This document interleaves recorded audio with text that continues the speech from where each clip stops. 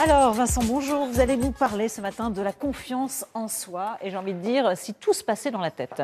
C'est un peu ça. Notamment d'un outil qu'on appelle l'ancrage. Ah, c'est quoi l'ancrage? Qu'est-ce que c'est l'ancrage? C'est un joli mot, hein, mais... Oui, et en fait c'est un phénomène naturel que l'on peut utiliser pour soi. Le principe c'est que le corps et le cerveau vont à un moment donné, on va dire, s'harmoniser pour associer une sensation corporelle à une émotion. Très concrètement, un exemple. Oui, un exemple. Nous, on aime bien du concret sur le plateau. La fameuse Madeleine de Proust. Ah oui, ça parle, ça parle. Le monsieur marche dans la rue, il sent tout d'un coup l'odeur de la Madeleine. Et qu'est-ce qui se passe dans son corps? Revient l'émotion du plaisir qu'il avait à être avec sa grand-mère étant petit. Une émotion qui monte comme ça, spontanément, automatiquement. Voilà un peu le principe. Donc ça veut dire qu'en fait, il faut retrouver des sensations à chaque fois, associer des sensations à des événements et à chaque fois que cet événement se reproduit, essayer de retrouver effectivement, là on a ces émotions un peu automatique. Hein. C'est comme quand on était jeune, on a dansé son premier slow et on a fait son premier baiser sur une musique.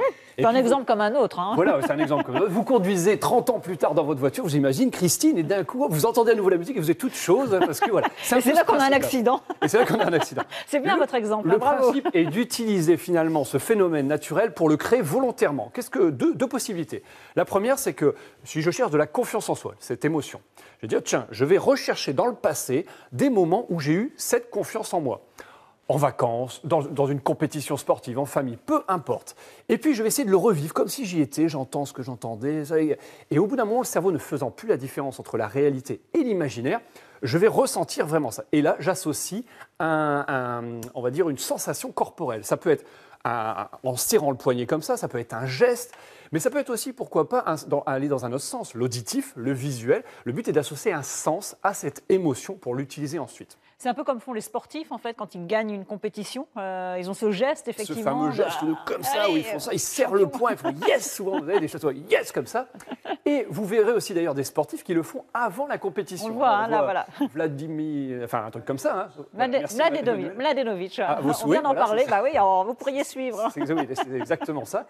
Et bien finalement, ce qu'on peut faire, c'est l'utiliser. C'est-à-dire que à chaque fois que je vais vivre un moment où je vais vraiment avoir de la confiance en moi, je réutilise ce geste. Peut-être je peux l'associer à un bruit, faire yes comme ça, et je le multiplie plusieurs fois.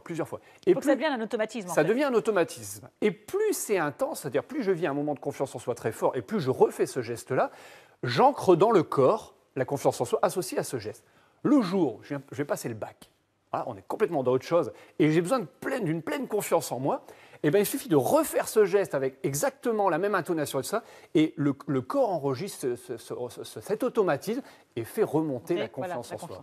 C'est génial. Mais trop bien. C'est génial. Alors, ce que vous ne savez pas, c'est que Vincent, à chaque fin de chronique, il fait yes. Et du coup, chaque semaine, il est en pleine forme. Mais véridique. Et même avant de monter sur scène, parce que voilà, c'est aussi mon autre métier.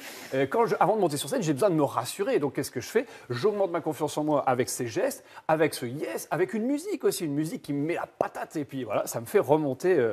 Plus on en engrange finalement, plus on en met en stock de moments. Il faut avoir une réserve en fait. Il faut avoir une bonne réserve. Le jour où on a aller puiser dedans. On peut aller puiser dedans. Sans qu'il n'y ait plus rien. Voilà. Alors, vous parliez de spectacle. Vous avez un spectacle à annoncer. Il allait oublier. Oui, je l'ai oublié, c'est vrai. Heureusement que vous êtes là, Christine. Effectivement, samedi soir, je serai au Spotlight à Lille, rue Gambetta, pour une conf show, une conférence humoristique. Et là, on va parler de la gestion du temps. J'ai déjà donné quelques pistes dans l'émission. Voilà, vous aurez la totale samedi soir. Allez, faites-le le geste, comme ça vous aidera. Yes. Merci.